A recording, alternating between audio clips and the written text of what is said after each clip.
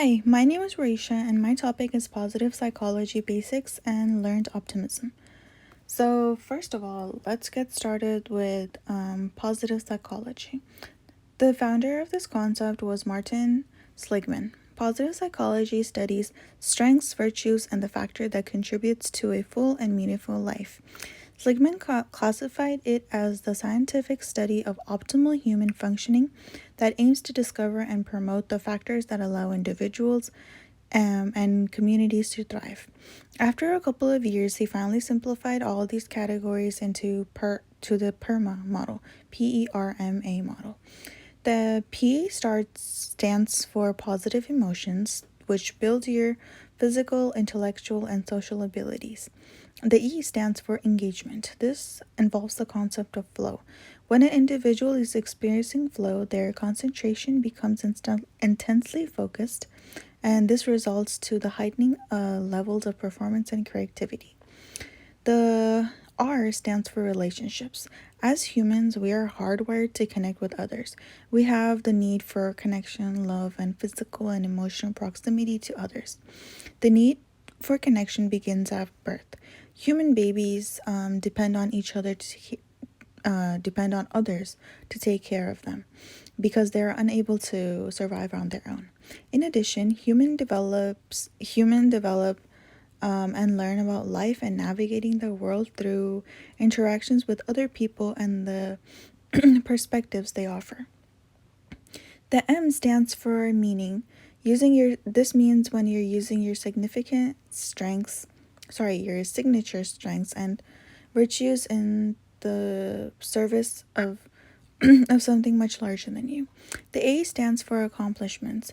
This is when you feel personally involved in achieving your goals. So those are the 5 basics of positive psychology. Now let's go on to learned optimism. This is also a concept that emerged from positive psychology.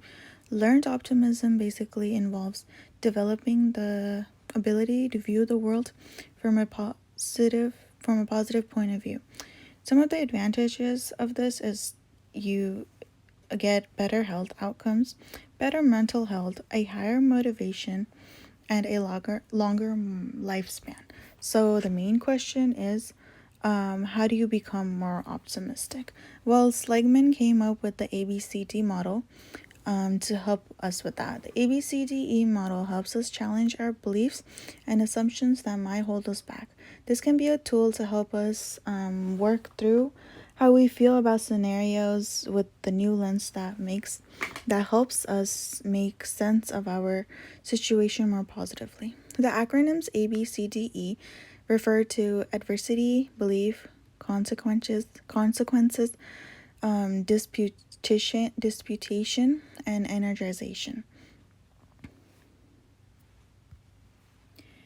Your exploratory style is how you get from A to B, and that is what Seligman argues that we need to learn how to change.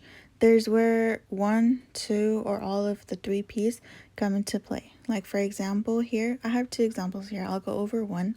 So the first step is adversity. It's like the negative event that happened.